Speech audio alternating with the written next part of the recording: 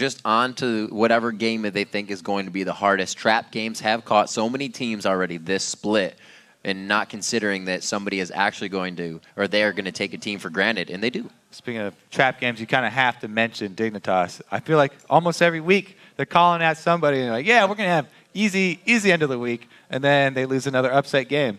Easy end of the week, we lose another upset game. Yeah. How many times are they going to do that? I don't know.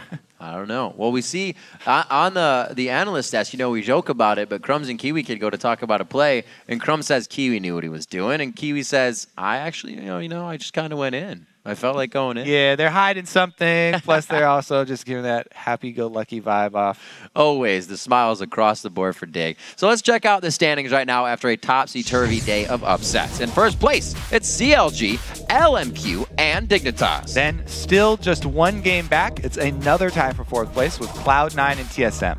Curse, the only team not in a tie, does hold sixth place now. Good for them. And sharing last, it's Complexity and Evil Geniuses. And if we're drafting our fantasy teams this week, here are a few names that would make up our first picks. In the top lane, it's Quas. He was instrumental in Curse's win over Counter Logic Gaming in a strong Kale game, applying good map pressure all over.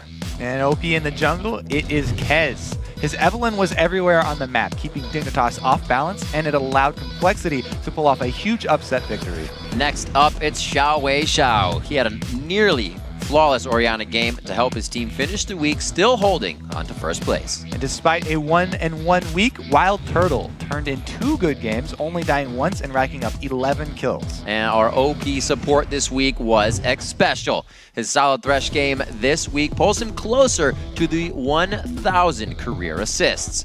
The player that would take the top of the podium this week is Xiao. Xiao bounced back incredibly well after LMQ's loss to CLG, and today he narrowly avoided falling to a high pentakill. We went back to Orianna, and a pick that has actually had a lot of teams in the challengers scene running scared. Yeah. And now the team, they've climbed all the way back into a 3-way tie for that first place.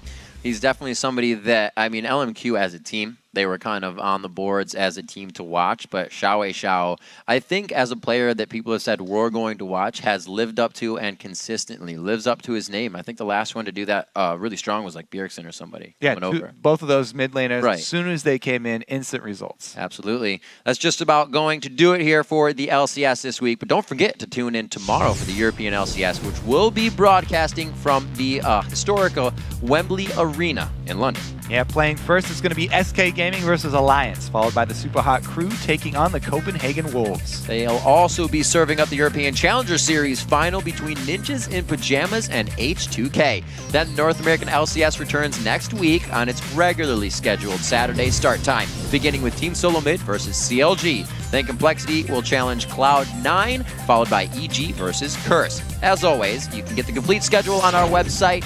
lolesports.com. Now, for myself, Kobe, Freak, Jat, and the entire live broadcast crew, thanks for watching, and we'll see you back here next week.